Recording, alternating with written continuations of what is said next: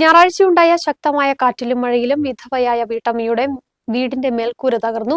കഞ്ഞിക്കുഴി പഞ്ചായത്ത് 12-ാം വാർഡിൽ തള്ളക്കാനം വലിയ പറമ്പിൽ സാലിയുടെ വീടിന്റെ മേൽക്കൂരയാണ് തകർന്നത്.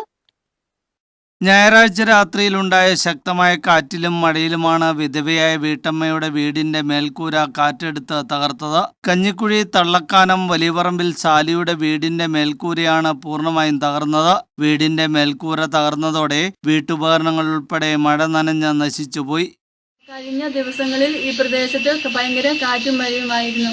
ഇന്നലെ ഉണ്ടായ കാറ്റിലും മഴയിലും എൻ്റെ വീടിൻ്റെ മേൽക്കൂര പൂർണ്ണമായും നശിച്ചുപോയി. എൻ്റെ വീട്ടു സാധനങ്ങൾ മുഴുവനും നശിച്ചുപോയി. എനിക്ക് വേറെ നിർവാഹമില്ലാത്തതിനാൽ വേണ്ടപ്പെട്ട അധികാരികൾ ഉടനടി നടപടി സ്വീകരിക്കണം. സാമ്പത്തികമായി വളരെ കഷ്ടത അനുഭവിക്കുന്ന കുടുംബത്തിന് അടിയന്തരമായി സർക്കാർ സഹായം ലഭ്യമാക്കണമെന്നാണ് ഇവരുടെ അഭ്യർത്ഥന. News bureau, Idukki.